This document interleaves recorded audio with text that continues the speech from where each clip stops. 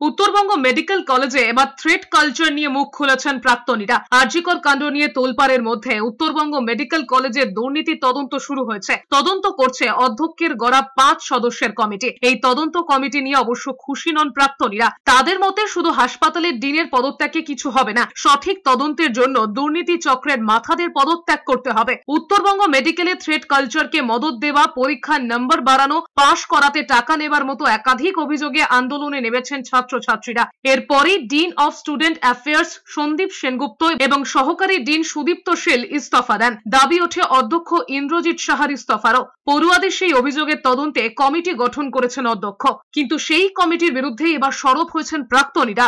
Health secretary onwards, health secretary, DME, north Bengal, West Bengal ইউনিভার্সিটির dean থেকে শুরু করে সকলের পদত্যাগ করে এবং সাইমালটেনিয়াসলি এখানকার যারা যারা পোস্ট হোল্ডার আছেন প্রত্যেকের পদত্যাগ করে তারপরে একটা ফ্রেশ অ্যাপ্রেস যাকে বলে একদম পুরোপুরি ভাবে ফ্রেশ ভাবে এই পরিচালনা সমিতিগুলোকে স্টার্ট করা হবে। আমরা চাই থ্রেট কালচার বিহীন, লবি বিহীন একটা সুস্থ পরিবেশ প্রত্যেকটি মেডিকেল কলেজে এবং বিশেষভাবে উত্তরবঙ্গ মেডিকেল কলেজে, যেখানে ছাত্রছাত্রীরা পড়াশোনা, রোগীদের চিকিৎসা এবং তার সাথে অন্যান্য মানবিক গুণগুলিও নিজেদের আয়ত্ত করতে পারবে এবং পরবর্তীকালে সেটা এই সমাজের বৃহত্তর কল্যাণে নিয়োজিত করতে পারবে।